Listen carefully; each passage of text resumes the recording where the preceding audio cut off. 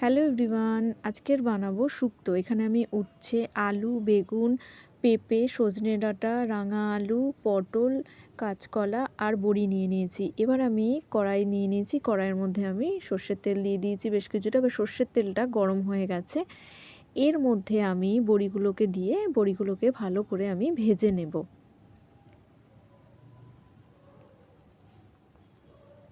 বড়িগুলো খুব ভালো করে ভাজা হয়ে গেছে। এবারে আমি বড়িগুলোকে তুলে নেব।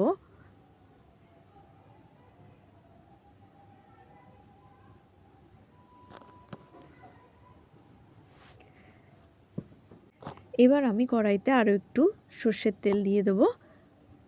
তেলটাকে দিয়ে আমি এর মধ্যে কেটে রাখা উচ্ছেগুলোকে দিয়ে 1 থেকে 2 মিনিট মতন উচ্ছেগুলোকে একটু ভেজে নেব।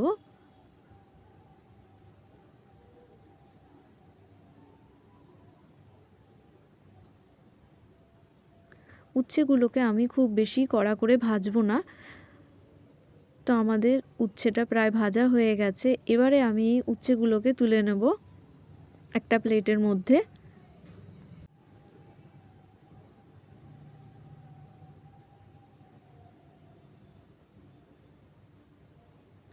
এবার আমি ওই তেলের মধ্যেই বেগুনগুলোকেও ভেজে নেব। বেগুনগুলোকেও আমি 1 থেকে 2 মিনিট মতন ভেজে নেব।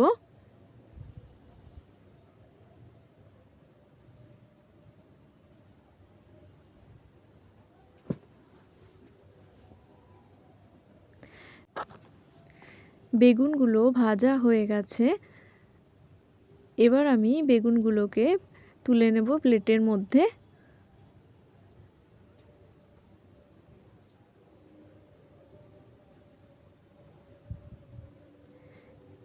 এবার আমি কড়াইতে আরও একটু সর্ষের তেল দিয়ে দেব।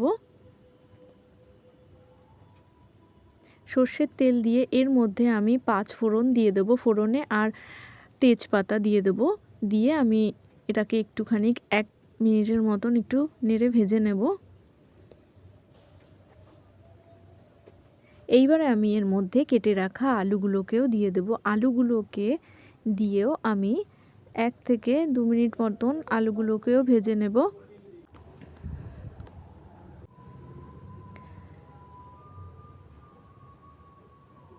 আলুগুলো ভাজা হয়ে এসছে। এবার আমি এর মধ্যে পেঁপেগুলোও দিয়ে দেবো। পেঁপেগুলো দিয়ে আমি আবারও 1 থেকে 2 মিনিট পেঁপেগুলোকেও ভেজে নেব।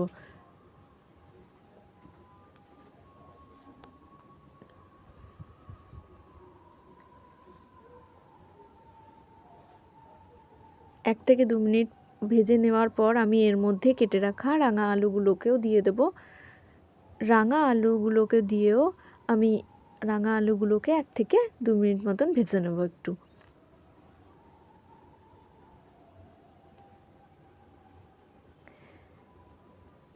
এবার আমি এর মধ্যে কেটে রাখা পটলগুলোকেও দিয়ে দেব। পটলগুলোকে দিয়েও আমি ভালো করে নেড়েচেড়ে পটলগুলোকেও ভেজে নেব। সব সবজিগুলো একটু ভাজা হয়ে আসলে আমি এর মধ্যে কেটে রাখা সজনে ডাঁটাগুলোকেও দিয়ে দেব। সজনে ডাঁটাগুলো দিয়ে আমি ভালো করে নেড়েচেড়ে এগুলোকে ভেজে নেব। এবার আমি এর মধ্যে কাঁচকলাটাও দিয়ে দেব। কাঁচকলাটা দিয়েও আমি ভালো করে আবারও নেড়েচেড়ে ভেজে নেব 1 থেকে 2 মিনিট মতন।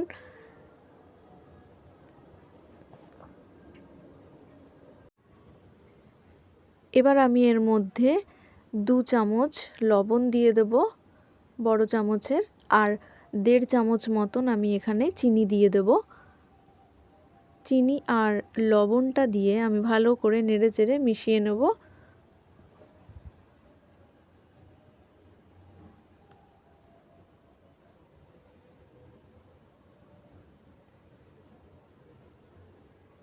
এবার আমি ভালো করে একটু সবজিগুলোকে নেড়েচেড়ে নেওয়ার পর আমি এর মধ্যে 1 চামচ আদা বাটা দিয়ে দেব। আদা বাটাটা দিয়েও আমি এটাকে ভালো করে নেড়েচেড়ে মিশিয়ে নিয়ে 1 থেকে 2 মিনিট মতন একটু ভেজে নেব।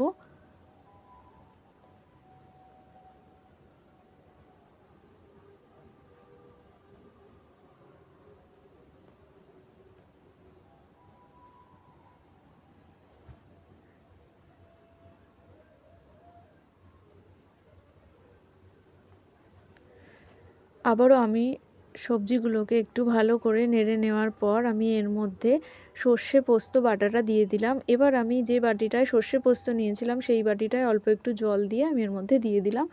এবার আমি ভালো করে সবজি আর মশলাটাকে ভালো করে একটু নেড়ে চেড়ে নেব, মিশিয়ে।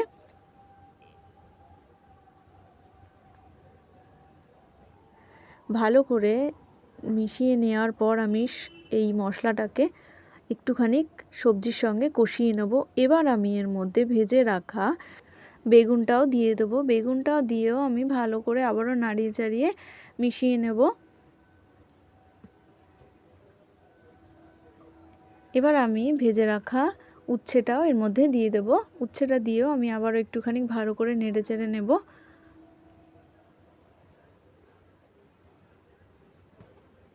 আমি এখানে ছোট বাটি 2 বাটি জল দিয়ে দিয়েছি।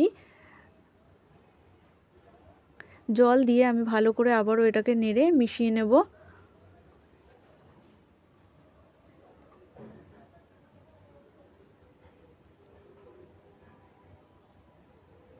এইভাবে আমি এটাকে একটু ফুটতে দেব।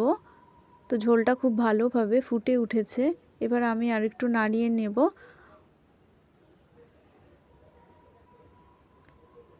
এইবার আমি এর মধ্যে যে বাটিটা মেপে আমি জল দিয়েছিলাম সেই বাটিটা মেপেই আমি 1 বাটি এখানে দুধ দিয়ে দিয়েছি। দুধটা দিয়েও আমি এটাকে আবারও ভালো করে নেড়ে চেড়ে নিয়েছি। নিয়ে এটাকে এইভাবেই ফুটতে দেবো ভালো করে।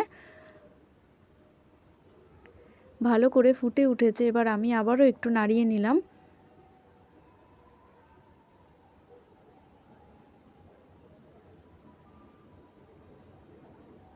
ঝোলটা ভালো করে ফুটে উঠেছে। এবার আমি এর মধ্যে ভেজে রাখা বড়িগুলোকেও দিয়ে দেবো। বড়িগুলোকে দিয়ে আমি আবার একটু ভালো করে নেড়ে চেড়ে মিশিয়ে নেব। তো গরমকালে এইভাবে শুক্তো রান্না খেতে খুবই ভালো লাগে। তো আপনারাও বাড়িতে এইভাবে ট্রাই করে দেখবেন। শুক্তো রান্নার রেসিপি খেতে খুবই ভালো লাগে। এবার আমি এর মধ্যে 1 চামচ গুঁড়ো মশলা দিয়ে দেবো। আমি আগে থেকেই শুকনো খোলায় 5 ফোড়ন ভেজে গুঁড়ো করে নিয়েছিলাম। সেই 5 ফোড়ন গুঁড়োটাই আমি এর মধ্যে দিয়ে দিয়েছি। 5 ফোড়ন গুঁড়োটাকে দিয়েও আমি এটাকে আবারও ভালো করে একটু নেড়েচেড়ে মিশিয়ে নেব। আর এর মধ্যে আমি 1 চামচ মতন ঘি দিয়ে দেবো। ঘিটাকে দিয়েও আমি আবার একটুখানি নাড়িয়ে নেব।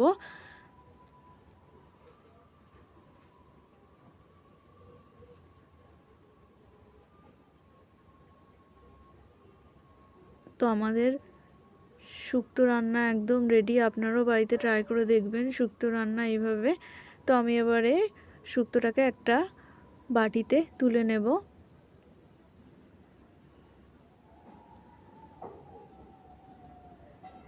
তো আমাদের শুক্তো রেসিপি একদম রেডি। আজকের ভিডিওটা যদি ভালো লেগে থাকে অবশ্যই একটা লাইক, কমেন্ট ও শেয়ার করে দেবেন।